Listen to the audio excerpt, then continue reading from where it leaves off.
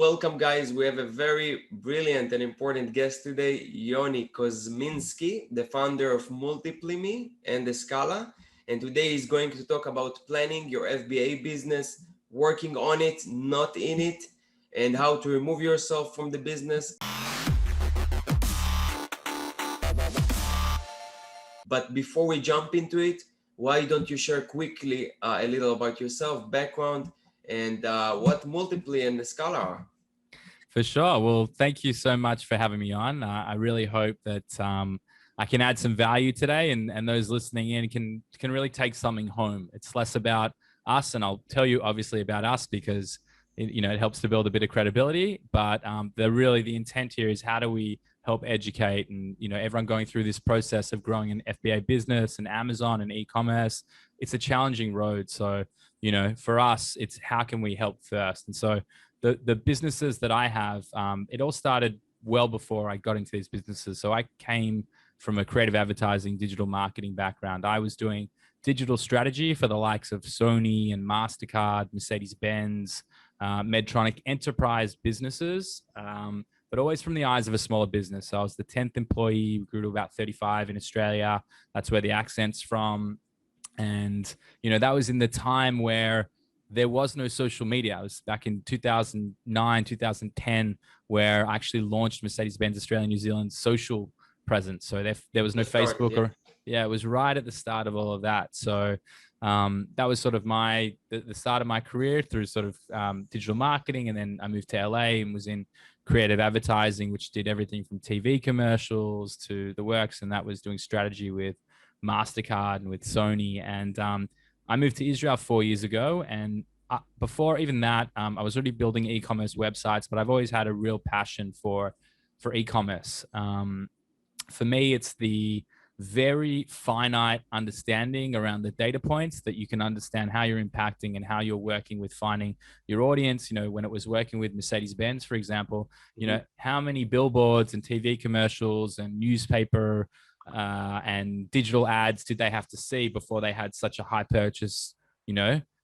decision to make, a high value purchase decision. And so it is definitely just a more complex marketing equation, but I really just had a pretense to the level of data rather than sort of the assumptions made. So I found my way into Amazon. I met a couple of guys who had an Amazon business. They were doing $2 million when I met them. And in about 12 months, helped scale that from 2 to 5 million. And the way that I went about it really was I built an agency, like everything that I'd known historically. I mean, that's really a big part of the fundamental building blocks of what you're doing inside of Amazon, outside of obviously inventory and supply chain and logistics. And I got a really strong taste for it in that business, helping sort of build out all of the functions. But I found the talent in the Philippines.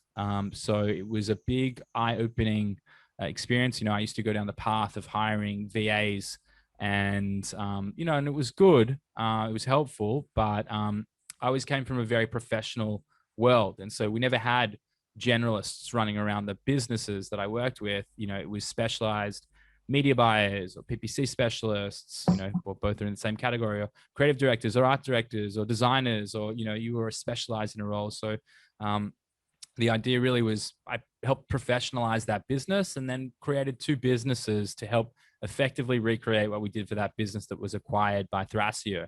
And what we did was we found a better way to find more high quality specialized talent. And that's what we do in MultiplyMii. We effectively do the end-to-end executive search and HR function into the Philippines for professional talent, ex-corporates, people who are doing things like, operations, logistics, inventory management, design, true creatives, not sort of the general virtual assistant. And so, that's everything. We're trying to sort of professionalize the space and help people also with the onboarding and KPIs and managing expectations and performance management. It's the whole sort of end to end. And the other business, Escala, is where we are a process improvement consulting practice, where we specialize in e-commerce businesses, where we look at how systemized is your business based on people, process, and technology. And so the fundamentals of everything that I really want to sort of share today are born out of what we've created inside of that Amazon business, inside of the businesses where we're here today. And so, today's little chat is really just about how I can share just some of the bits of knowledge that I think were really helpful back then. Some of the documents that I'm going to share today, we created years ago when we were assessing sort of the value and the viability into going into Amazon. What products, what's the cost of the products? What's the true operating costs and expenses attached to the business? What does my game plan really look like? So I understood how much, or we understood how much we needed to invest in the business, and what our cash flow would look like, and what would a reasonable return look like. So I've gone on a little bit here, but that's really that's the crux of it. That's what I hope to share today. Yeah, and I'm also very curious to hear more about you and what you are working in your background. But like we said, we're limited with time. We won't jump right in.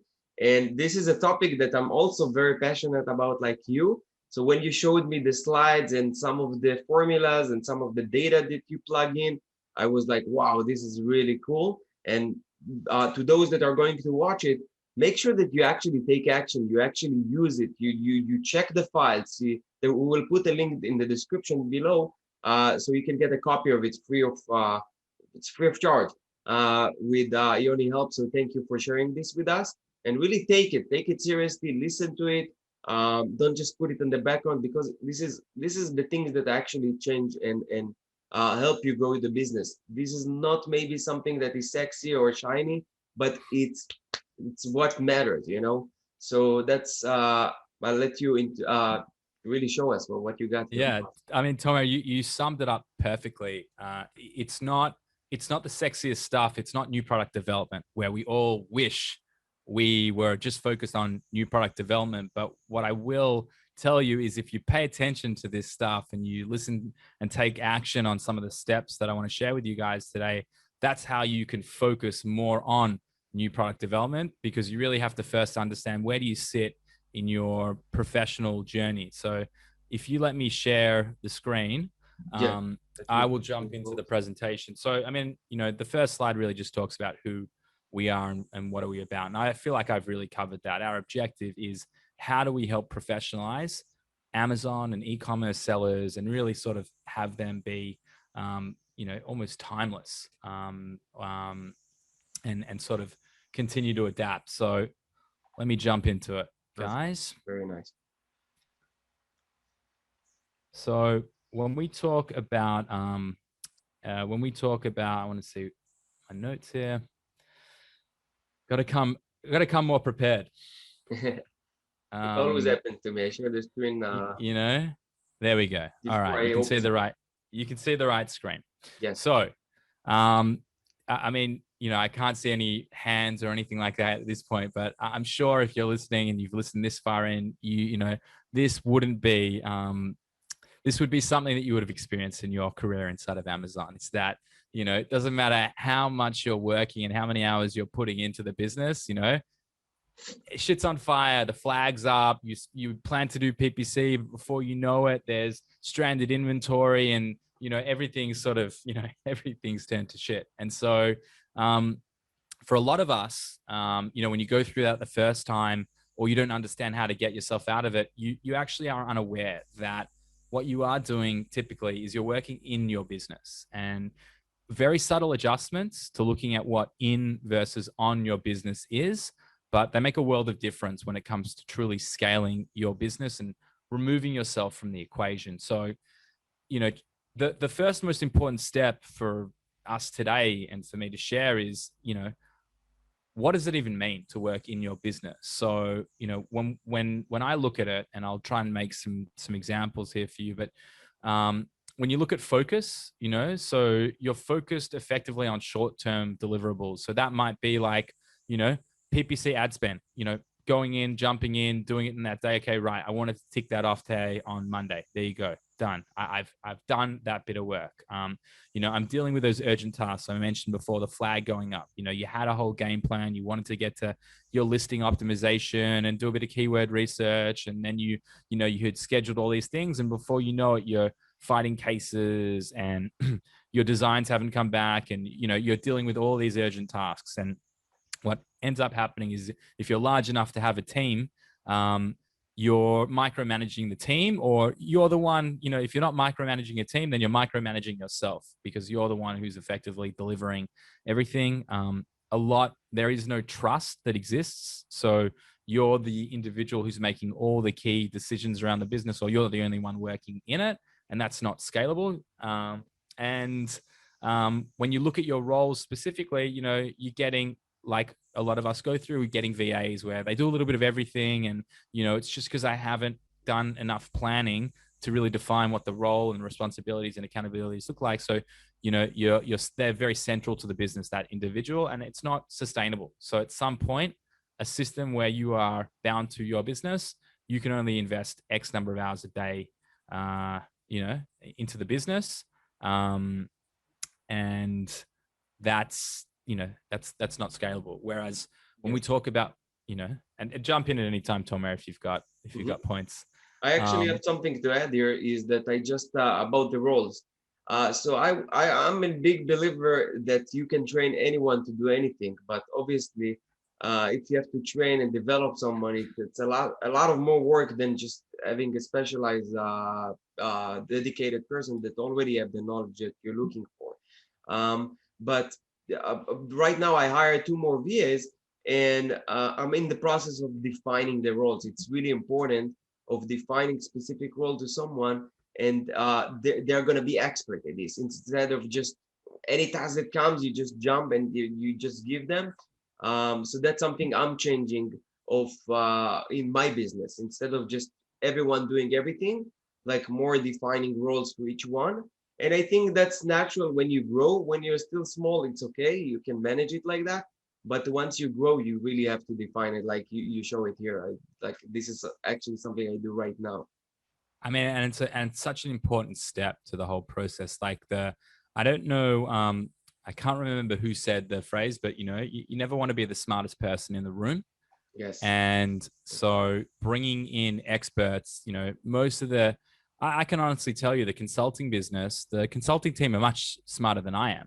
These guys are all industrial engineers and CPA accountants and people who have, degrees and experience in things that are well beyond my knowledge base, but they've been brought in to look at the vision of what us as a group of people are trying to solve for, and we work together to solve it.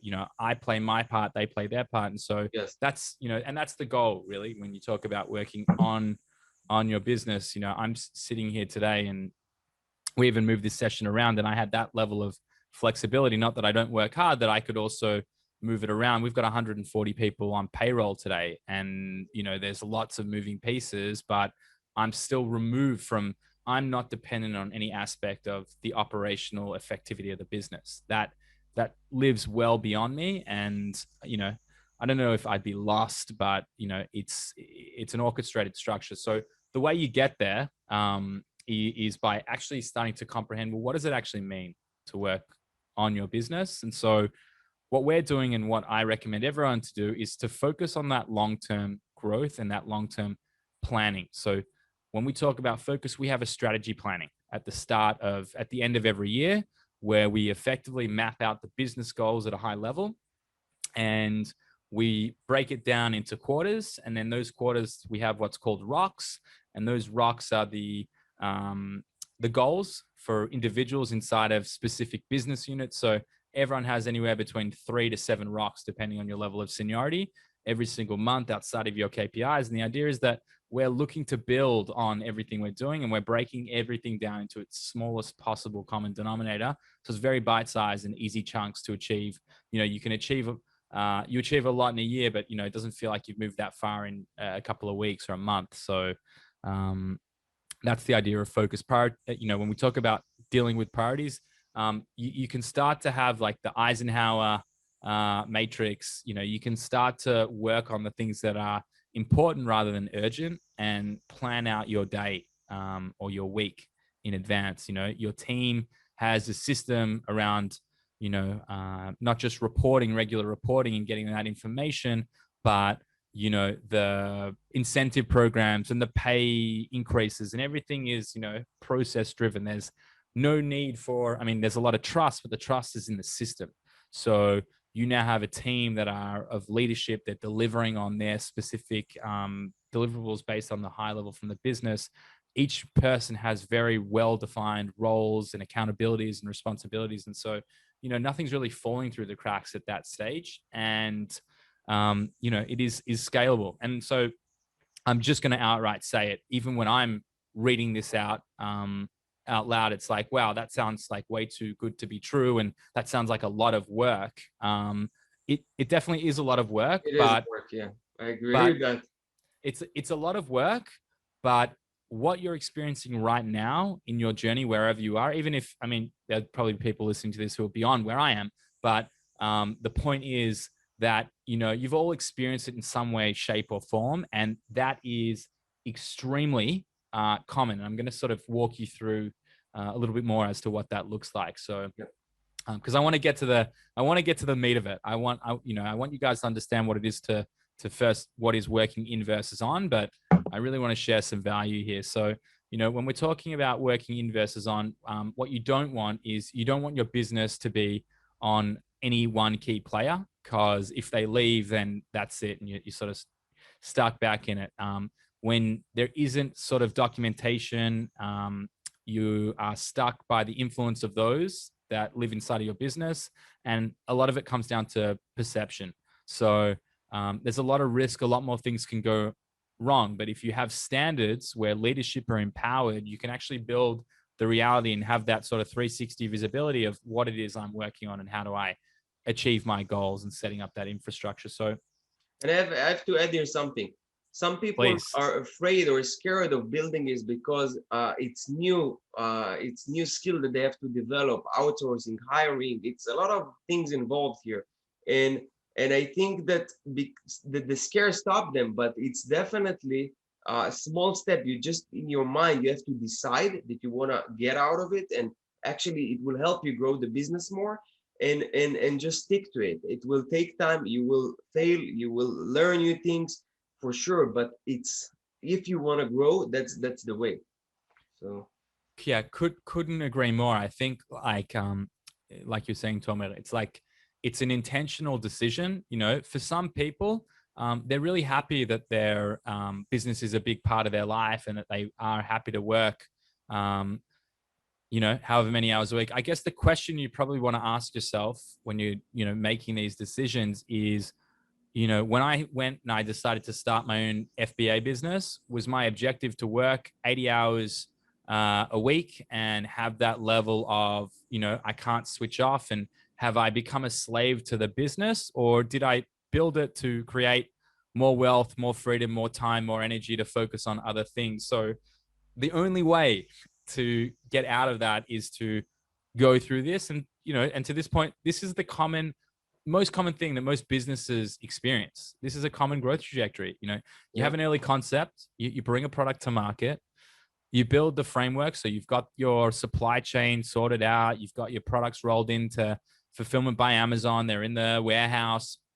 the listings are up, you're starting to sell, and then I'll use the term again, but the flag comes up, and you keep sort of going through it. So that's very common. And that is what, I'd be lying if I didn't go through that at periods of life. And, it's been a learning curve, and I still do it today. It's one of those forever battling things. Like, I could just do this, I could just jump in and could download that report, but you start to have to become more protective of your time, because you're not getting that back. I'm sorry to interrupt you, and I No. don't want to forget it, but I also find it that it's just take like sometimes 5 minutes, create a process, just small video, just give it to someone, and that's it. It's off your plate. So it just really those realization that it won't take me a lot of time for some tasks. Of course, some tasks are more complicated. You have to build like a more like strong, robust system or process. But a lot of tasks that I do,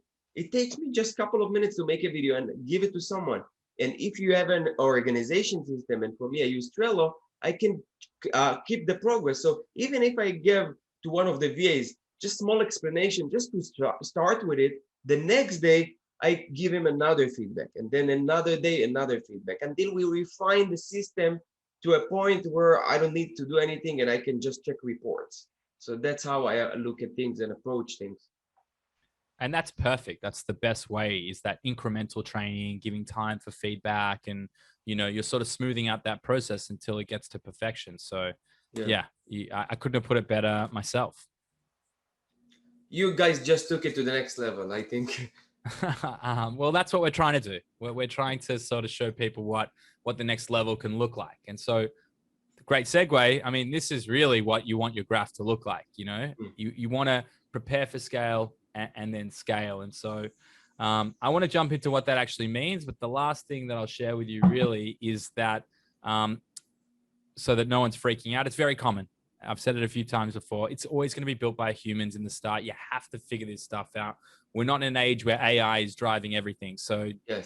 If you're sitting at this point, you're saying, Jesus, I wish I was like this already. You're exactly where you need to be at this moment in time. And, we're all wiser as we learn. And so hopefully, what I'm going to share today is tips on how you can approach it will help get you there. So you want to build systems inside your business, and a systemized business creates a real harmony between the people, the process, and the technology, which is effectively how we define a system in a business.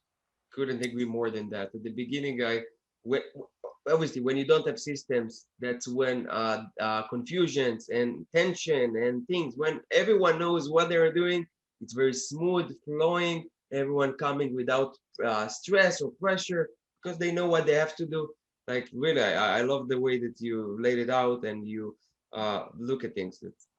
Thank you. Well, that really is the goal, is to create that time and freedom for everyone to enjoy. And that's not to say that you don't end up working hard. You work just as hard, but you're working and investing your time into things that are going to have more and more impact, and hopefully more important than any of that is that feel more meaningful to you.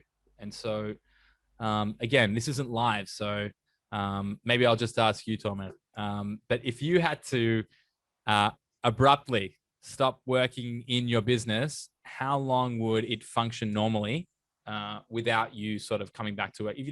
If you decided, you know what, I can't be bothered today, or for the next week, how are you gonna go?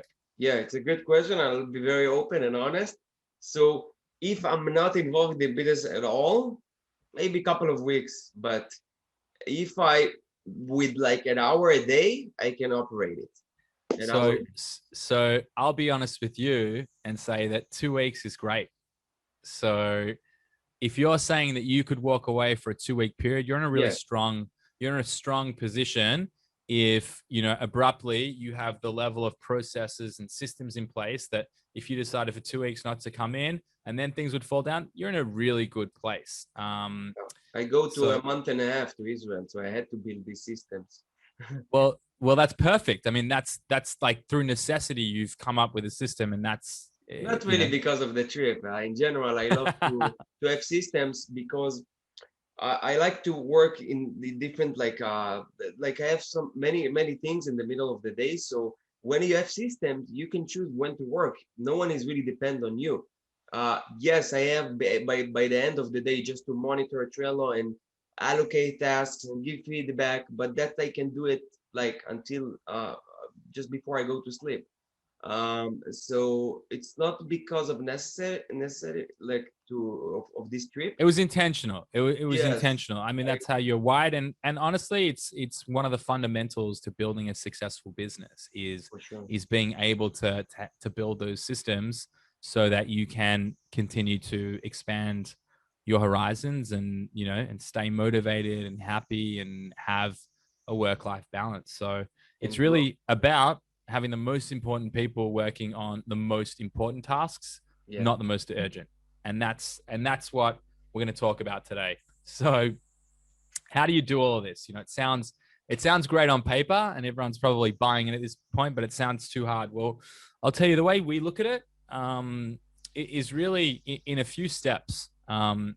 So when we talk about how to scale, the first stage for us is defining and documenting. So I have a lot of conversations with people and they all say, I know exactly what's happening in my business. It's all in my head.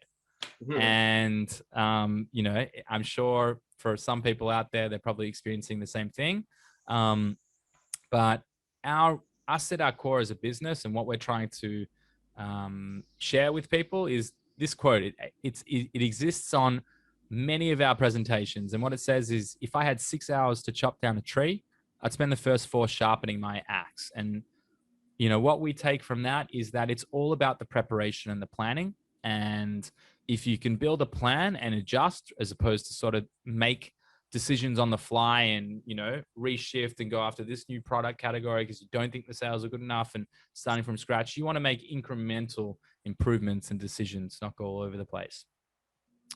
So defining and documenting. So first things first is you have to understand what's happening in your business.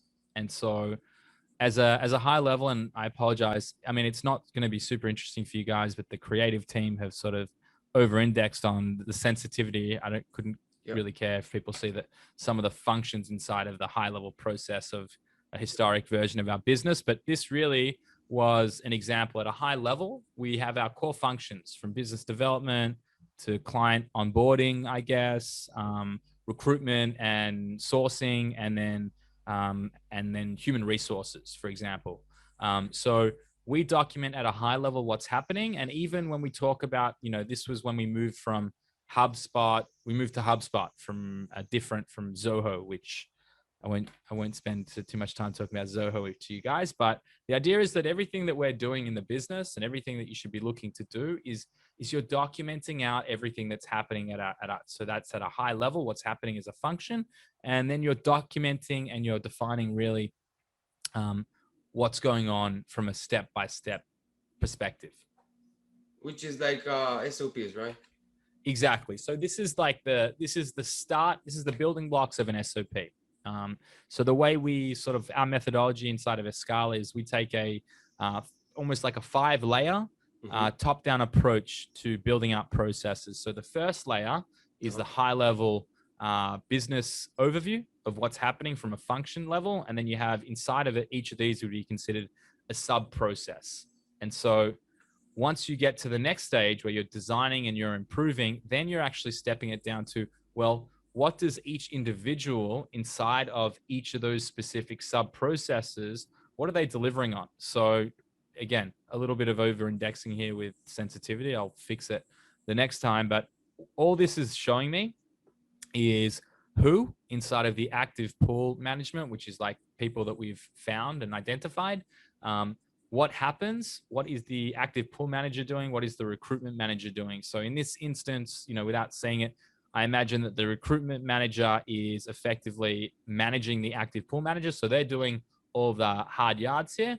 And this is likely balances and checks, or they're actually assigning it to that specific recruiter. So we're defining at the next layer, like all the workflows inside of the business. And again, now, if you think about what I have here, I know at a high level all the different functions of my business. I know what is performed inside of each of those, and then I now understand who is performing them and what technology is used and what sort of task are they delivering on. So this is, again, all this stuff is the building blocks, and this is the HubSpot example as well. Looks overwhelmed to me even. So for those that watching this, you could just watch it again if it's not clear. That's my tip. I'm going to watch this again for sure. Yeah. So like I was saying to Tommy, we're going to build a whole bunch of sort of tools, and the idea is to sort of give a lot of this stuff away for free so that people can build them inside of their businesses, because it's a process, right? Like we're really working with, I would say, sort of some of the medium to larger e-commerce businesses in the space, and it's an education process. It's an evolution. It's a growth process from moving from working with VAs and really being stretched to starting to understand, okay, this is my commitment. It's not my side hustle. I am building an FBA business and I am going to remove myself from it. So the idea is, how do we help everyone get to a point where they can operate like, I mean, maybe not the Thrasios of the world, because that you have literally billions of dollars of VC backed investment, but you can at least perform like a very serious and professionally run company that, would effectively compete with any business on the planet. Yeah, and it could give you like time to actually do strategy, And that's what I think that the entrepreneur, the guy on the top should really work on. Everything else should be outsourced. Yeah, I'll tell you one thing that typically hits for people to understand. Well, why is this all this important? And I'll still step you through the other aspects of it. I'm going to show you a few more things today. But if I ask the question, if you could give the same level of attention to your top 3 products as you could your entire SKU set of 35, what would you tell me? You'd probably tell me that it's too hard, that, it's impossible, or, if you build the system and it functions correctly, then there's no reason why one product should get more attention than another. It doesn't matter if it's making more money. Really, you should be focusing your attention on the ones that aren't. And so this is a surefire way to be able to define the process, understand who's doing what, how it's happening, and then make sure that you allocate time and resources to each of them so it equates to, the full piece of the pie. For sure.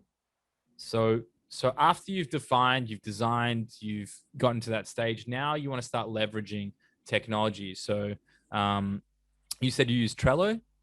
I use Trello, we use Slack, we use so great product. Trello, Asana, Monday, ClickUp, we love, Slack, having the right Google Drive, all you leverage the pieces of technology, because the reality is having the right tech stack is going to make you be more efficient with everything that you do. And even if it's the same cost for the tool, like a VA doing it manually, you want to have a tool, because tool don't do mistakes, tool don't have emotions. You don't have to manage him, and it's great to really leverage technology. I just started to discover yesterday text expander to phrases. It really saved a lot. I used like a different tool. I'm using it for years, AutoHotkey, which is more robust. But this is something I'm trying to have with the team, so we can save a lot of time with repeating phrases and things that we use daily. It's critical. I mean, if you can always leverage technology, we're at a point now where we're building technology because we see gaps in the market and we can't actually find what we need. So we're building our own technology to make our clients' lives easier, like a client portal, so that they can manage the performance management reviews of their employees on this dashboard and a whole lot of other things. But technology is definitely, it removes margin for error. And so, like you said, I'm most passionate about creating jobs, but if you are literally looking at a piece of technology or a person, take a second and just think, what is that person's life going to look like if a piece of technology can do their job? It's not going to be the most engaging stuff. And, how long are you going to retain someone who's literally emulating Slack? Do you know what I mean? Like sending emails out to everyone or whatever it is. So yeah, I'm with you on that. So, another sort of interesting thing that we talk about is Price's law. So valuable output inside of a business is asymmetrical. So typically a small number of your team will actually contribute the majority of the work produced. So if you had 25 employees in your sales team, 5 of them would generate 50% of the sales. So what this for us says is that if you can understand what's happening in the business, you can better solve this equation. I mean, there's a few ways you could cut this, but one for me would be that maybe you don't need to hire all 25 because we've figured out the most effective route on how we can achieve that and we can be more efficient. And that's what scale is. Scale isn't just hiring more and more people and I've got 5 million employees and I'm doing $10 billion in revenue. Well, where's the profit? What's the profit margin? Do you know what I mean? Like just because you're bigger doesn't mean you're better. And for a lot of Amazon sellers in particular, the places where they're most profitable are between from 0 to 1.5 million. And then once they get over sort of that $4 or $5 million range, going from that 1.5 to 4 million, it's a very different changing game for Amazon sellers. And a lot of companies struggle to get out of that gear because that's when scale is required. So just a way to think about it. So the last stage when we talk about sort of building this scaling plan is onboarding and removing yourself. So the reality is And, for ways that you can go about this at home, a few of the things that I love to do is when we build onboarding and training automation, building out the process maps like I was showing you before is great. And then starting to actually build out the SOPs, the standard operating procedures of how to perform those tasks, and then committing them to things like Loom is a great tool for video recording. So how I would recommend it is that when you start to bring people on, if you haven't built out those SOPs because you haven't got around to it, don't sit and go back into your business every single time you hire someone new. Have them create the SOP as you onboard them. Have them record the videos. It's going to do two things. One, it's going to build an SOP. If you have a framework of how you like it to be laid out, and I just showed you one today on how you can build the high level and to the sub processes, and then those sub processes connect to SOPs. Each person has SOPs attached to those things, but having them sort of write it in that format, like who's the step by, what's the next step, and then cutting those videos up into short bite-sized pieces. So 2 to 5 minutes. Don't have someone sit for 2 hours watching a video where they needed all of 3 minutes of it. It's a waste of time. Or you can record the 2 hours, upload it to YouTube, and YouTube allows you to do the sections. So I mean, yeah, perfect. Or cut it up. It's faster, like to produce it like that way, I think. Yeah, and I think, and that's really the point I'm making here, is that at least if you're going to record 2 hours, make sure that the key insights are easily accessible. So I think that's a great use to be able to have the little tagged markers. Yeah. So if you look at what we've talked about today, what we've talked about is defining and documenting, designing and organizing and constantly improving, and then onboarding and removing yourself. And so if you understand what's happening in your business at a high level, then you go to the sub processes and what functions are played with inside and who is performing them and how they are performed, you've effectively committed your business to an operating system that is going to help you if you ever look to sell your business. People love to see that level of documentation so that you understand exactly, you don't want to have dependency on an individual in a business, especially if it's being sold or acquired. So just, things to think of is a sellable asset doesn't mean that you're trying to sell your business. A sellable asset, in my mind, just means something where I'm not dependent, I'm not a slave to my business, and I can effectively, jump in and out as I see fit. So yes. A few other areas to look at, and then I'm going to jump into this. Amazon doc that we've talked about a few times. But designing your org chart and your org strategy. So who you need and when you need them as you get bigger, plan it out based on the financials. Cash is king, unfortunately. So there's absolutely no point in jumping into any business without understanding what's in it for me. Realistically, am I going to actually make any money here? Am I going to is it going to be successful? So this is how I used to present it, but now, and you guys, this is the link that we're going to share, is going to be this link, and you just chuck it in and you'll get the email to duplicate this. So yeah, we'll put it in the description section. Yeah, perfect. So I'll share this with you after, and you can chuck it in the description. And effectively what we've created here is a 2-year financial plan for your Amazon business. This isn't to replace Xero and your ERP and your inventory planning tools and anything like that.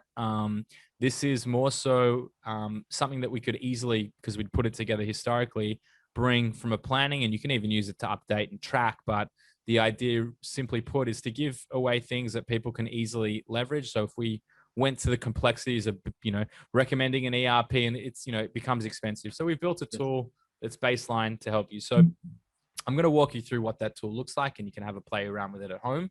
But if you take a look here, so the standard landed cost calculator that everyone's seen before, where you can play around with the unit values and the prices, etc. The idea is obviously, we don't understand what our order, what our cost drivers are, what our inventory is going to look like before we step into it. But what we also want to look at, and some of the things that are less talked about, I would say, when we talk about playing an Amazon business, are things like payroll breakdown. So all the numbers here are arbitrary.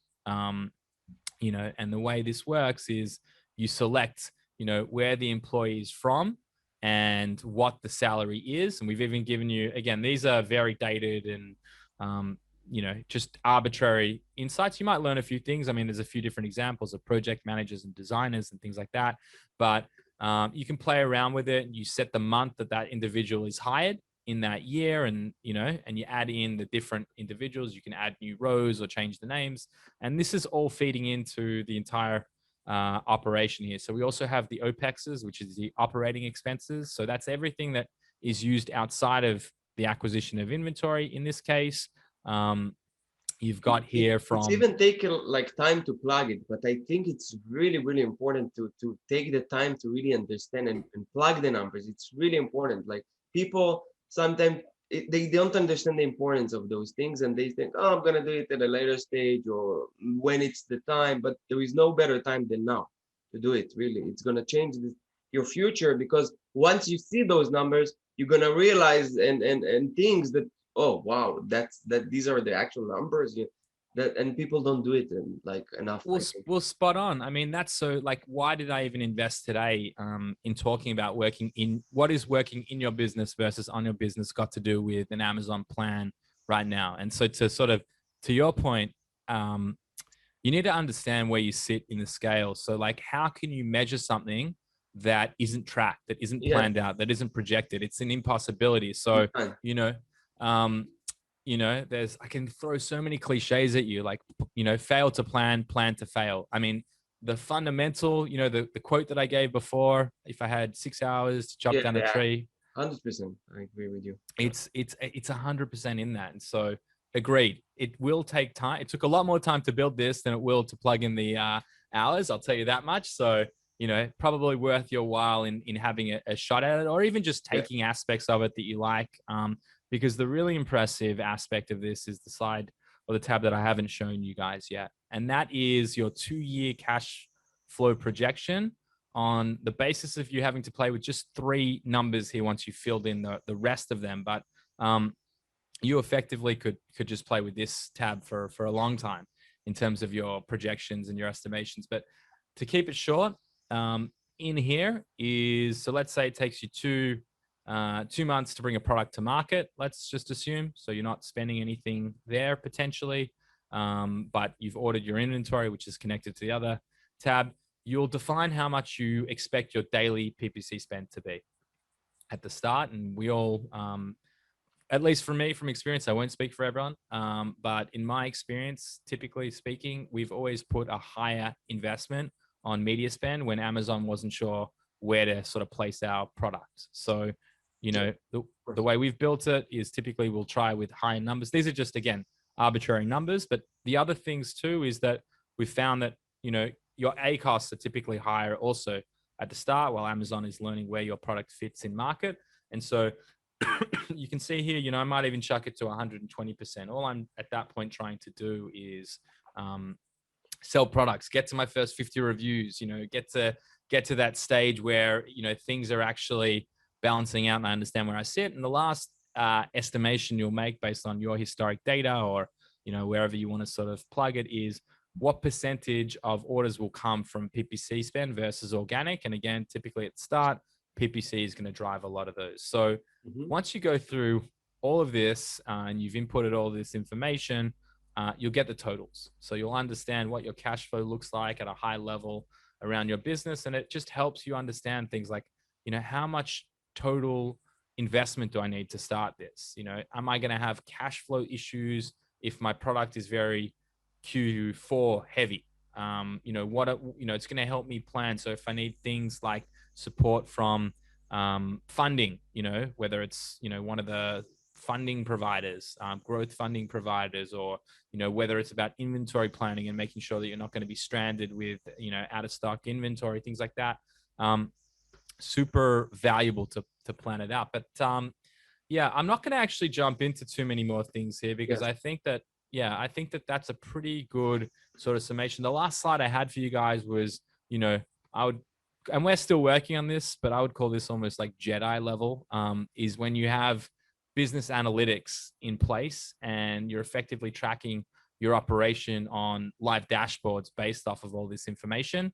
And so this is what you call the North Star metric, where, you know, we were in a growth state.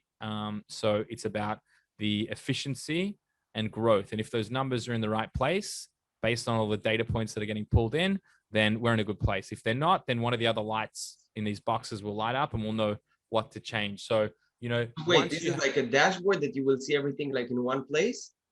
Yeah. We've got analytics dashboards for the business that helps us see all this information in one place. Wow. But like I was saying, that's really sort of the Jedi level. And we've got a whole department now built out on creating this. And the idea, ultimately, how we operate is we build the solutions for us internally. We stress test them. We see, like, is this something that is viable? You know, are people going to want dashboards to manage their business? And 100%. yeah, and so if they are, then we'll start to produce this for external sources. But it's very hard for us to charge someone before we've tested it and said, you know because what? instead of me connecting all the dots, if I can see everything in one dashboard, like those P&L real-time tools for Amazon sellers, like Shopkeeper. Shopkeeper, I think, is the best one that I tried many tools, and it gives you like in like 10 seconds a picture of what's going on, like real time. So, which is key. It's critical. It's 100% the key. And you know, you can still do it, but when you have to connect all the dots, first of all, you will sometimes be lazy to do it, and you will not do it as frequently as you want. Second, it saves you a lot of time seeing like this right away and getting decision quick. And you know, in business, it's all about speed of execution and seeing things and just running with the strategy, keeping you on track. Yeah, you need to be aware to make those changes at the time, not wait 3-6 months before you know to sort of steady the ship or change course. So planning is everything. This is like a real value that we got here, and sometimes it's hard to see when you like encounter these kind of videos that provide like real value and change that you could lead in your business. So again, for those that watching it, I definitely suggest to watch it a couple of times and really take something from it. Don't just watch it, because by watching you're not gonna get anywhere.